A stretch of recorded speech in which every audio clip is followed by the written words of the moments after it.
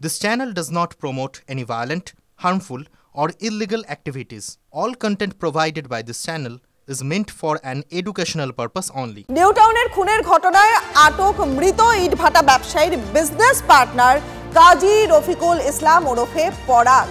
কি জানা যাচ্ছে কথা বলবো আমাদের প্রতিনিধি রঞ্জিত ধরের সঙ্গে। রঞ্জিত, কি আপডেট পাওয়া যাচ্ছে? Fair and bright night and day cream ত্বক থাকবে ব্রাইট সারাদিন, পলিউশন ফ্রি, ঠিক যেন রাতের ফোঁটা সাদা ফুল। সারাদিন হ্যাপি ব্রাইট স্কিন। দেখো, এই নিউ টাউনের যে শুট আউটের ঘটনায় যে নাসির উদ্দিন খান মানে ব্যবসায়িক পার্টনার পরাগের, তারা দুজনে ব্যবসায়িক পার্টনার ছিলেন এবং বিগত 2 বছর ধরেই তারা কিন্তু ইটভাটায় একসঙ্গে ব্যবসা করতো। এর পাশাপাশি ইটভাটার পাশাপাশি কিন্তু বেশ কিছু কয়লা, অর্থাৎ ইটভাটার যে প্রয়োজনীয় সামগ্রী অর্থাৎ ইট তৈরি করতে যে কয়লা, সেই কয়লাও কিন্তু তারা ব্যবসা করতো। এবং নাসির উদ্দিনের সঙ্গে বেশ কয়েক মাস ধরে 2 বছর ধরে বিজনেস চলে, বেশ কয়েক মাস ধরে কিন্তু তাদের সঙ্গে বনিবনা ছিল না, এমনটাই কিন্তু জিজ্ঞাসাবাদ সূত্র মারফত পুলিশ সূত্রের থেকে আমরা পাচ্ছি যে 50 লক্ষ টাকার একটি হিসেবের গরমিল ছিল।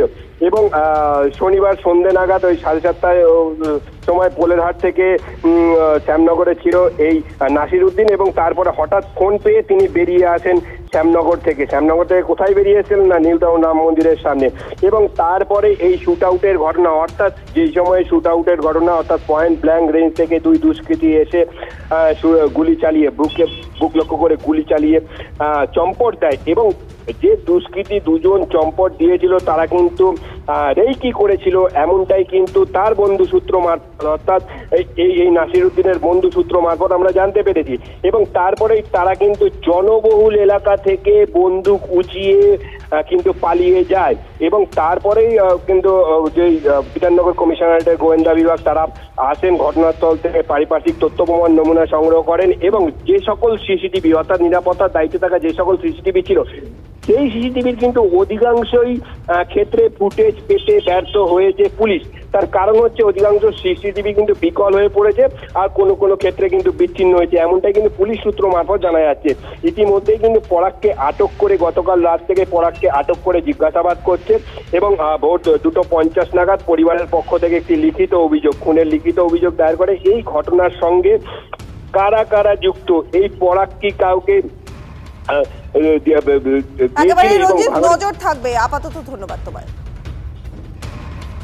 হাড়ুয়াতে ভাটা ছিল, তো ওই ভাটার সাথে যে ওনার 50% শেয়ারে আছে, মানে একটা পার্টনার আছে, ওর সাথে প্রায় 1 মাস ধরে, 1 মাসের বেশি 2 মাস ধরে ঝামেলা হচ্ছে। মীমাংসাতে ওর পার্টনার যেতে চাইনি, ওইখানে যেখানে কাউন্সিলর ডেকেছে সেখানে যেতে চাইনি, বলেছে যে আলাদা করে আমরা মীমাংসা করে নিব, সেইখানে নাসির রাজি হয়নি। তারপরে ওই মীমাংসাটারই ওয়েট করছিল যে কখন হবে, আর তার মধ্যেই আজকে এটা হয়ে গেল। ও যে ভাটার যে মালিক থাকে পার্টনার পরাগ, ওর সঙ্গে ঝামেলা হয়, ঝামেলা হওয়ার পরে নিউ টাউনে আসে, নিউ টাউনে এসেই ওর মৃত্যু এই ঘোষণা হয়। এটাই নাম পরাগ, আর এর ছেলের নাম নাসির উদ্দিন খান, এর বাড়ি টোনা পদ্মপুকুর। ওই পার্টনারশিপ ভাটা হিসাব দেবে না বলে ওই নিয়ে। ফের শুট আউটের ঘটনা নিউ টাউন এলাকায়, নিউ টাউনের ইকো পার্কের রাম মন্দিরের নিকটে, ঠিক এই যে জায়গা, এই জায়গাতেই গতকাল রাত্রি 10টা নাগাদ, যেটা খবর পাওয়া যাচ্ছে 10টা নাগাদ শুট আউটের ঘটনা ঘটে। দুজন আততায়ী বাইকে করে এসে ঠিক এই যে জায়গা এই মুহূর্তে পুলিশের তরফ থেকে কার্ডন করে দেওয়া হয়েছে, এই জায়গায় বসেছিলেন নাসির নামে একজন ইট ব্যবসায়ী। পাশাপাশি এটা পুলিশ সূত্রে খবর পাওয়া যাচ্ছে কয়লা ব্যবসার সাথেও জড়িত ছিল এই নাসির, এবং যার বাড়ি হাড়োয়া। ঠিক এই জায়গাতে বসে যখন সে চা পান করছিলেন, যেটা পুলিশ সূত্রে খবর পাওয়া যাচ্ছে, সেই সময় দুজন আততায়ী তারা বাইকে চলে আসেন এবং এসে গুলি করেন, এবং গুলিবিদ্ধ অবস্থায় এখানে লুটিয়ে পড়েন নাসির এবং ঘটনাস্থলেই তার মৃত্যু হয়। একই সাথে তিনি যে গাড়িতে করে চড়ে এসেছিলেন সেই গাড়িটিও ঘটনাস্থলের পাশেই রয়েছে। পুলিশের তরফ থেকে গাড়িটিকে বাজেয়াপ্ত করা হয়েছে, এবং যেটা পুলিশ সূত্রে প্রাথমিকভাবে খবর পাওয়া যাচ্ছে যে পরিবারের তরফ থেকে এই নাসিরের যে ব্যবসায়িক পার্টনার রয়েছে পরাগ বলে যে পরিচিত, তার বিরুদ্ধে লিখিত অভিযোগ দায়ের করা হয়েছে। ব্যবসায়িক গণ্ডগোল থেকে এই ঘটনা নাকি এর পিছনে অন্য কোনো কারণ রয়েছে তা ইতিমধ্যেই খতিয়ে দেখছে বিধাননগর কমিশনারেটের গোয়েন্দা শাখা। একই সাথে একাধিক সিসিটিভি ফুটেজও চেক করা হচ্ছে যে কোন পথ ধরে আততায়ীরা এসেছিল, কিভাবে এই ঘটনা ঘটলো, সমস্ত বিষয় খতিয়ে দেখছেন বিধাননগর থানার এবং বিধাননগর কমিশনারেটের পুলিশ কর্তারা। ক্যামেরায় মৃন্ময়ের সাথে অরিত্র, TV9 বাংলা। নিউটাউনে ব্যবসায়ীকে গুলি করে খুনের ঘটনায় রাজ্যকে তীব্র আক্রমণ করেছেন সুকান্ত মজুমদার। রাজ্যের মহিলাদের নিরাপত্তা দিতে ব্যর্থ মুখ্যমন্ত্রী। তৃণমূলের শাসনে নিরাপদে নেই রাজ্যের সাধারণ মানুষ। এক্স মাধ্যমে সরব বিজেপির রাজ্য সভাপতি। রাজ্যের আইন শৃঙ্খলা পরিস্থিতি নিয়েও উদ্বেগ প্রকাশ করেছেন সুকান্ত মজুমদার।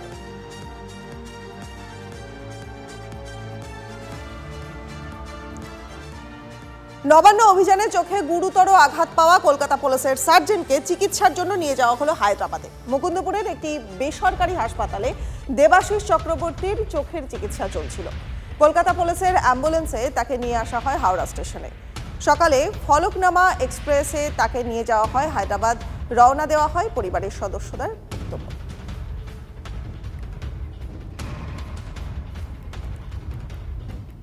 আরো একবার জানিয়ে দিই, নবান্ন অভিযানে চোখে গুরুতর আঘাত পেয়েছিলেন কলকাতা পুলিশের সার্জেন্ট। সেই সার্জেন্টকে চিকিৎসার জন্য নিয়ে যাওয়া হলো হায়দ্রাবাদ। তাকে নিয়ে রওনা দেওয়া হলো হায়দ্রাবাদের উদ্দেশ্যে। মুকুন্দপুরের একটা বেসরকারি হাসপাতালে দেবাশিস চক্রবর্তী তার চোখের চিকিৎসা চলছিল।